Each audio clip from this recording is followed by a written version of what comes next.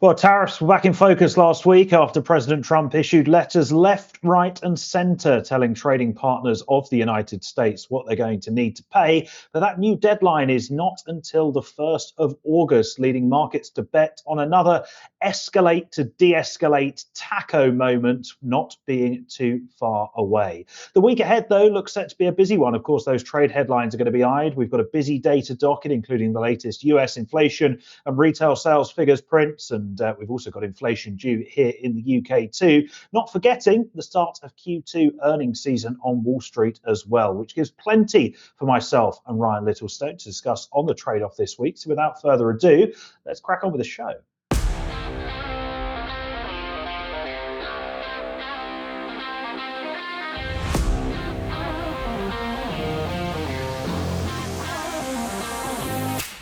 So the issue of trade and tariffs in the limelight once again last week as we move past one trade deadline, the 9th of July, with nothing really happening as the can is kicked down the road to the 1st of August. But the Treasury Secretary already saying it could be Labour Day before the whole issue is wrapped up. Joining me, as always, to try and make sense of everything that's going on is my good friend Ryan Littlestone from Forex Live and Forex Analytics. And Ryan, very pleased to see you in a much more restrained and conservative outfit this week. Yeah, well, I'm saving the best till last, and our lunch in just over a week's time. So you'll see it when I pick you up from the station. I cannot wait. Oh, you can. I'm sure I can. I may be, turning around and getting on the train next train home, I think. Yeah, well, it might be cancelled. You know what these train lines are like at the moment. Well, yeah, that is very true. Too hot, too wet, too cold, whatever, some sort of excuse. Anyway, excuses is probably the name of the day when it comes to Trump as well at the minute, given all the tariff delays that we continue to see. So let's get into the meat of that in Topical Thunder.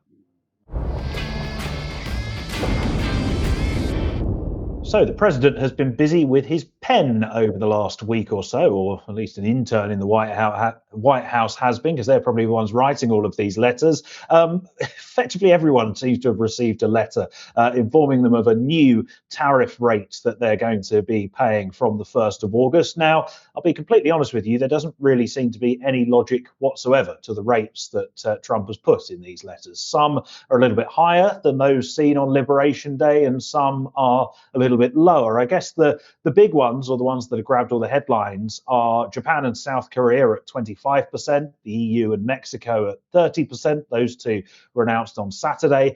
We also have Canada in the mix at 35%, and then Brazil at a whopping 50%, although that latter one does seem very politically motivated, and there are a few sort of idiosyncratic factors going on there.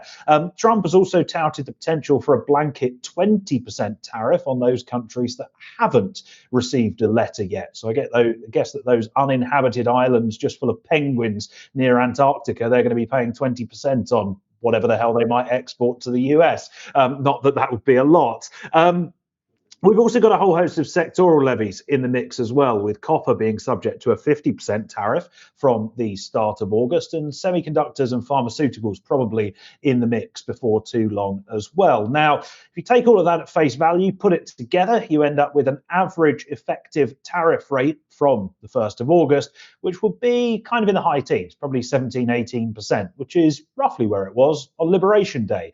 So you kind of ask yourself, well, why have markets not fallen off a cliff and started panicking about it? Well, the very short answer is no one believes that it's actually going to happen. None of these tariffs, whether they be the sectoral measures or the country-specific measures, are due to take place until the 1st of August, which is 2.5 weeks away today. And I mean, that may as well be about a century, given how quickly things are moving these days. So the market's bet is that this is just a bluff from President Trump, that this is a negotiating gambit. He's escalating the situation to de-escalate it again relatively rapidly, and it's all just one big taco trade once more. Now, you could argue it's a complacent position. Well, maybe that's true. I mean, maybe you'd say that with the S&P trading pretty much at all-time highs, Trump would be a little bit more emboldened to maybe go a little bit further, maybe actually, follow through on these threats. Or you could argue that it's logical to conclude that this is all a bluff. Certainly, given recent form, that is the position that I am pretty happy to take at this moment in time. I think this is the way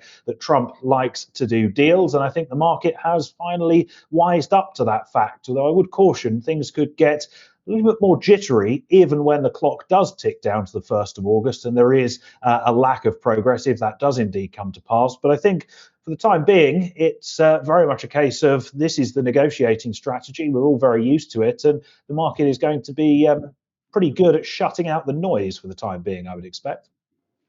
Yeah, well, I'm glad he didn't send the letter to the UK, because with our postal service, it probably won't get it till Christmas and well after the deadline. But that's Probably another on story. strike again. Yeah, we're quicker to walk it here. Maybe bring it over when he's coming to Scotland. Yeah. And give it to Trump. Give it to Starmer directly. But yeah, I mean, we had the make of this coming into last week and the tariff deadline. We knew Trump was going to play bad cop. He's got all his minions out, Lutnick and Besson and Hassett and all the rest, doing all the negotiating, and he's sitting there in his office thinking, right, I haven't heard anything, so let's chuck a letter out and stir things up. But we know that the market is going to ignore all this now. It has when we saw those EU notifications and the Mexico ones. We saw a little bit of a blip in the euro, and it's all back where it started. So yeah, the market, as we expected, switching off from that now, and it's going to move on to other things. Yeah, absolutely. And I mean, there's certainly a risk that these tariffs do come into play. And I think, as we get closer to the deadline, that risk becomes much higher. But again, you kind of go back to that fundamental point, which is that the admin have shown us on so many occasions that they either don't want or simply can't deal with tariffs at super high levels. So, it does all just look like one big negotiating gambit. Although I would imagine that President Trump is not particularly happy that his trade advisor, Peter Navarro, went on the television at the back end of last week and went, well, the letters are just a negotiation, which does rather water down the severity of the threat that I think he was hoping to deliver. Yeah, absolutely, and he probably got a slap across the wrist for that one. But it's been the theme all the way through this. I mean, Trump's probably going to settle somewhere probably between 10 and 20% on tariffs, and the market will forget about it, and everyone will know how to circumvent them or reduce prices even just to combat them and flatten them out. So yeah, he may get his little pound of flesh, but yeah, I certainly. More importantly, I don't think we're going to get this big inflation wave that a lot of people are worried about, particularly Mr. Powell at the Fed. Well, we can get onto that momentarily, but before we do, you want to talk about geopolitics, I believe. Yeah, so we're talking about getting over the tariff deadline and what's the market going to focus on next. And the deadline for the tariffs is the 1st of August. So it's 2.5-3 weeks that the market's got to find something else to trade until then. So that focus, I think, is going to shift to this Russia-Ukraine situation. We have Europe ramping up the rhetoric with further sanctions, arms shipments to Ukraine, alongside Trump getting cheesed off with Putin over lack of peace progress. He's also going to be up in arms to Ukraine, as well as apparently making a big announcement, which will likely be known by the time you see this recording, which again is expected to be potentially about increased arms and maybe sanctions and other bits and bobs. So we know that the market always needs a bone to chew on, and this situation is likely to come to the fore this week. Monday morning, the market seemed less bothered about the weekend tariff stuff, and we saw a bit of European risk off, if you want to call it that, which is a bit of a move into the US dollar. So we might just be starting to see the switch into risk trading geopolitics this week. We're once again, though, going to be at the mercy of the headlines and truth bombs over this situation. So knowing how the market will react to good or bad news will be important. Now, gold will be the cleanest trade or asset to watch over all this. But know that bad news could possibly see the dollar gaining, which goes against what we've been seeing recently. That'll be likely at the expense of the pound and the euro. Now, stocks might also suffer, but that again might be more geographically related to closeness to the conflict and depending on how these headlines go. So this could be yet another situation where we have to trade this week in a wholly different way to last week, as the immediate news will override all the longer term themes that are going on. Yeah, I think certainly speaks to the need to be agile and not stay married to a view for too long Yeah, once again. But yeah, I love how you go from one never-ending subject of trade to what sadly seems like another never-ending subject, which is the geopolitical shenanigans. Because as you say, obviously the human cost of all of this is tragic and is significant, but we seem to get a ramping up of rhetoric and then nothing happens for about a month, and then rhetoric ramps up again, and then nothing happens for another month. So yeah, whether this actually does prove to be a definitive end to proceedings or another sort of instalment in that series, I guess remains to be seen. yeah. I think the risk is predominantly this week from Trump is how strong is he going to go against Putin? I mean, he's obviously been talking since before he was elected that he was going to stop the war in day one, and how What Putin's are we now? reasonable. Day 121, something Yeah, like that? exactly. And so, Putin's pushing his buttons because he's not seemingly looking to get a deal done, and particularly while he's still making gains in the Ukraine. So he's trying to grab as much territory as possible. So how long can Trump sit there and go, oh, he's all right, we're going to get a deal done, before he has to, really start ramping up the narrative. And it could be that we get that this week. Yes, well, only time will tell on that front. And as you say, we are due to get this big announcement at some point on Monday. So yeah, if you're watching this on Tuesday morning, then maybe skip this section because given what Trump's like, we might have to tear the script up entirely on that one. Or if you've got a time machine, let us know what happened. Yeah, and then tell me the lottery numbers on Friday night as well while you're there, please. Right, speaking of the lottery, I think we could do with winning that here in the UK. It's about the only thing that's going to solve our fiscal woes, I think. But it is nevertheless a busy week up ahead here in the UK, even if the usual warning around needing a pinch of salt in interpreting the data is still required, given the rather shambolic nature of the ONS. In terms of the data that we have up ahead this week, on Wednesday, we have the latest UK inflation figures. Headline CPI, that is seen holding steady at 3.4% on a year-on-year basis in June. But the services CPI metric, which of course the BOE watch very, very closely as a gauge of underlying price pressures, that's set to fall to 4.5%, down from a prior 4.7%. So that may put to bed some concerns about the risk of persistent price pressures.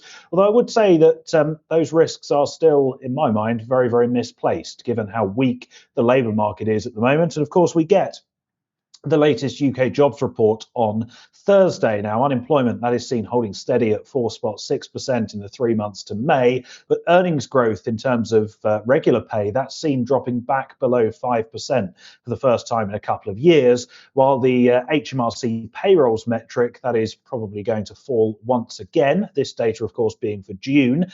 We have had 7 drops in a row in terms of payroll employment here in the UK every single month since the budget last October. We have seen the number of payrolled employees decline after that national insurance raise, and we're likely to see that again in June, particularly with both the PMI surveys and a KPMG survey out overnight pointing to a faster pace of labour market deterioration in the month of June compared to that which we saw in May. So I think Thursday's data is likely to be relatively grim, and not only will cement the case for a 25 basis point BOE cut at the August meeting, but hopefully will also allow the BOE to take a much more dovish approach and actually deliver a faster pace of easing as we move into the autumn. And that's something that Governor Bailey was flagging the possibility of in an article in the Times this morning. Now, on top of all of that, we had some bad news for UK PLC last week. Not only did we have the economy surprisingly contracting on a month-on-month basis in May, so that's 2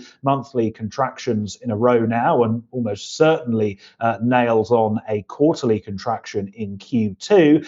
We also had the OBR saying that debt GDP will probably be north of 270% within the next 50 years. Now, that sounds a hell of a long time away, but once that ratio gets above 100%, it tends to balloon and doesn't come back down very easily. So all of this adding to the Chancellor's woes as we move closer to the inevitability of sizable tax hikes in the autumn budget, another nail getting hammered into her political coffin by the day, it seems, and she's going to stand up at the Mansion House dinner on Tuesday night and insists that she has a grip on the economy. Now, when a chancellor's having to do that, I think it tells you everything you need to know. And it's certainly, in this sort of an environment, I still find it very, very difficult to have any bull case for the pound, and certainly not have a bull case for the long end of the gilt curve.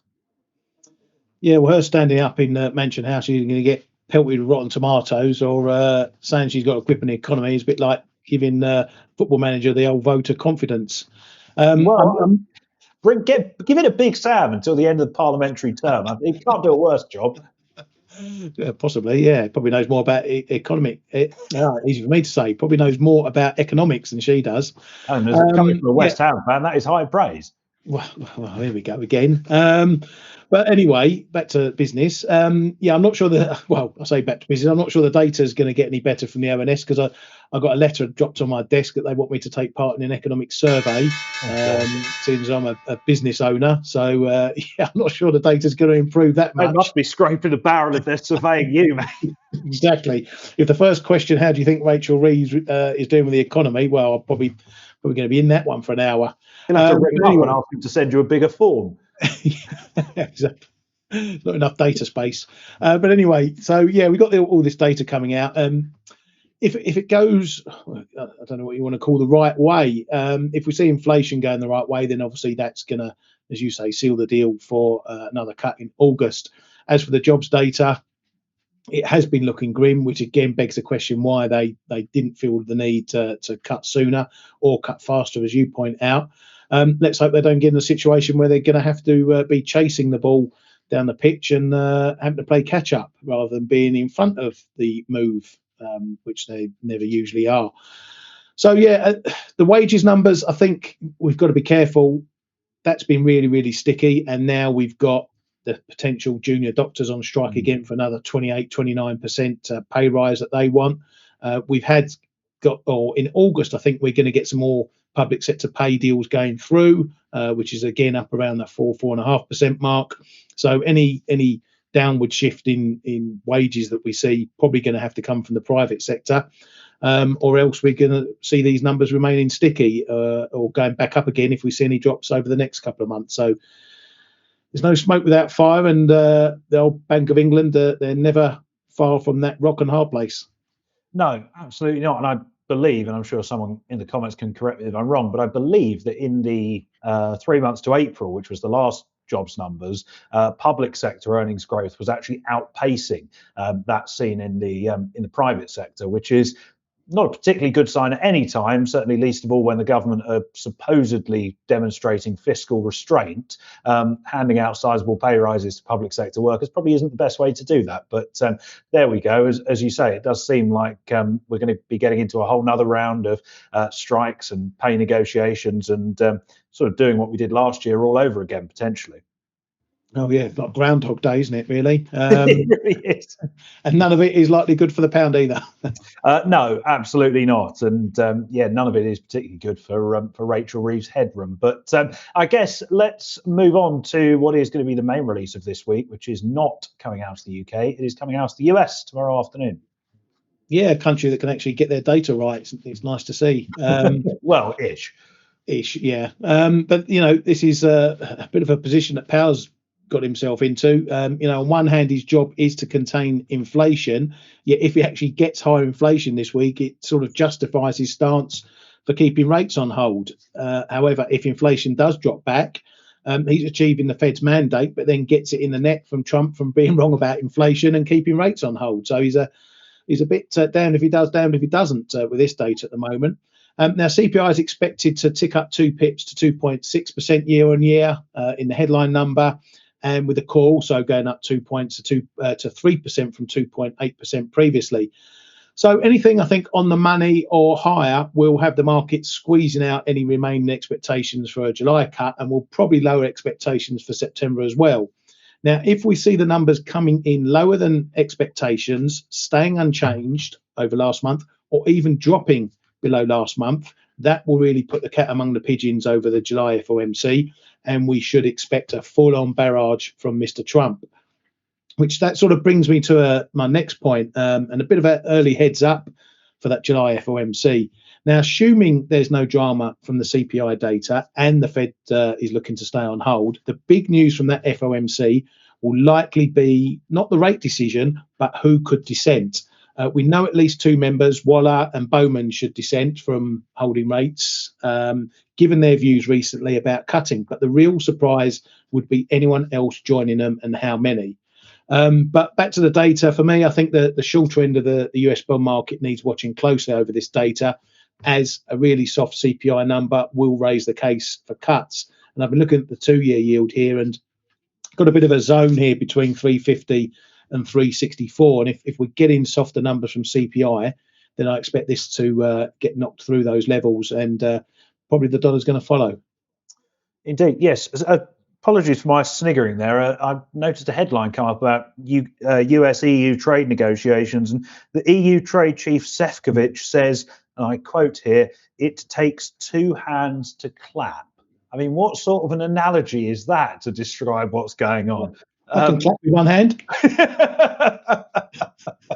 Right, well, while you work out whatever the hell that was, I'll talk about inflation. I'm going to throw it out there. I don't think the inflation figures are really that big of a deal this week, to be honest. If it's a soft number, from a policy perspective anyway, from a market perspective, definitely.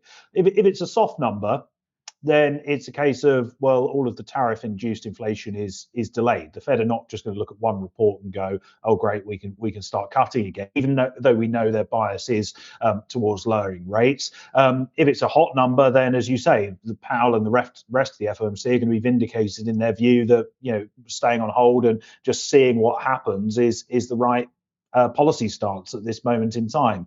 There's going to be a lot of political noise. Around the data.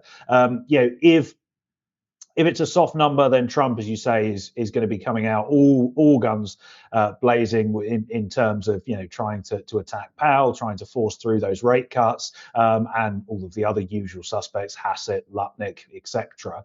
And if it's a hot print, then I wouldn't be at all surprised to see that those very people blaming US corporations for passing on the cost of the tariff that the Trump administration has imposed. So it's going to get very, very messy from a sort of political perspective. But I think from a trading point of view, it's a case of, is this one print going to materially shift the Fed's outlook over the near term? Certainly not for July. Will it mean that we get a cut in September?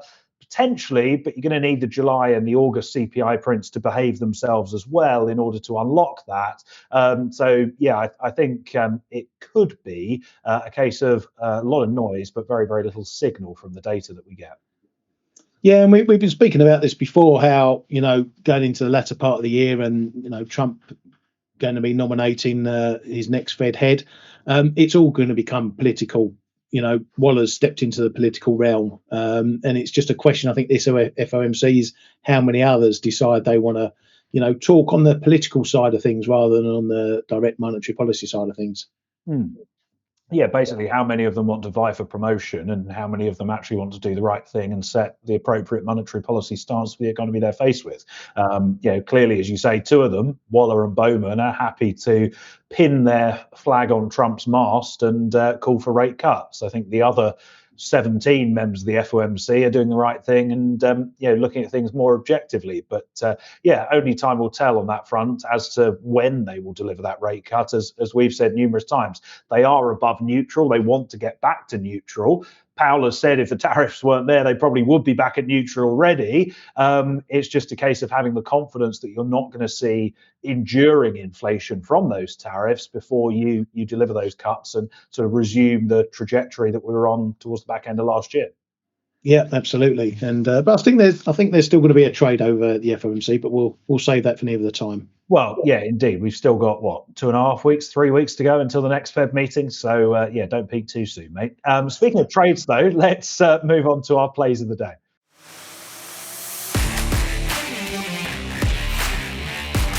Right, I'm going to be looking at gold this week, which has been a little bit dull to be honest, over the last kind of 6, 8 weeks or so. Other precious metals haven't been. Silver's been rallying quite strongly. Platinum and palladium have traded well at times as well. But gold has been stuck in a relatively tight range, and this sort of 3,300-ish region has proved pretty solid support for the most part. But on Friday, we closed back above the 50-day moving average once more, so that puts the bulls in the driving seat over the near term for a technical perspective. And then, of course, for a fundamental perspective, you've got that ongoing tariff uncertainty that we mentioned at length earlier in the show, and also those continued outflows from the dollar, which did pause a little bit last week, but one swallow doesn't make a summer when you're dealing with sort of changes in reserve asset allocation. And I think that buying demand, certainly from some of the emerging market central banks and certainly those policymakers in Asia, that is not going to be slowing down anytime soon. So I think the path of least resistance continues to lead higher for the yellow metal. In the short term, if we're above the 50-day moving average and above this $3,300 an ounce reason, then it's a buy on dips. And I certainly wouldn't rule out fresh highs this year. I know everyone seems to have gone a bit downbeat on that prospect, but we've still got 6 months of the year to go, 5 months of the year to go. If we can get above 3,440, which is that sort of double top region from April and June, then why can't we take on $3,500 an ounce before the year is out? I would not be ruling that out at all. Ryan, something else that tends to be rather dull is the Aussie Kiwi cross. Oh dear, mate. I'm just glad you got through that trade today without doing a gold pun like you usually do. I'm sure that the dull comment was partly in there, but yeah, it makes a change. Well, I don't want the puns to lose their luster. That's the problem. Oh, God, out loud. Where's my cards? I haven't got my cards ready. Yeah, you get let off. I'll save up for next week. I'm looking at Aussie Kiwi this week. Despite Michael saying it never goes anywhere, it's actually moving somewhere. It's been on a very strong run, which is taking it up to some big range levels that I played short last time we were up here. I'm looking again at the 110.20 to 111.70 area to build a bit of a short to play the range again. This one is probably going to play out over a few weeks, so probably won't be reporting on it too often. But if it goes to plan, I'll be looking for another move back down to that magnet at 108. As you can see from the chart there, it's been in I think it's a 14-year range that we've been stuck in, and we keep coming back to that 108 level, then moving away to the edge of the range. So another range play for me, please. Good stuff. Thank you, Ryan. Well, that does bring us to the end of another show. Thank you very much, as always, to my good friend Ryan Littlestone from Forex Live and Forex Analytics for joining me. Thank you to our producer, Kyriakos, as well, for bringing things together as brilliantly as always. Hopefully you've enjoyed the show. If you have, drop a like on the video, leave a comment as well. Let us know how you're trading the markets or anything you would like us to discuss next week. On which note, someone actually said, can you discuss oil in this week's show, which I completely forgot. But Brent has reclaimed $70 a barrel for the first time since the Israel-Iran ceasefire a couple of weeks ago, which seems odd given that OPEC Plus are continuing their war for market share, and even the Saudis are pumping way above that OPEC Plus quota. So it feels like that's built on very, very shaky foundation. So we'll see where that heads over the next week or so. But I'll talk about it next week. I'll make it. There we go. Well, you better make a note because I will forget. So apologies to whoever that was. I promise we will cover crude next week. And that is when we'll be back with another episode of The Trade-Off. Have a very good week ahead, and we'll see you in a week's time. Thanks for watching. Goodbye for now.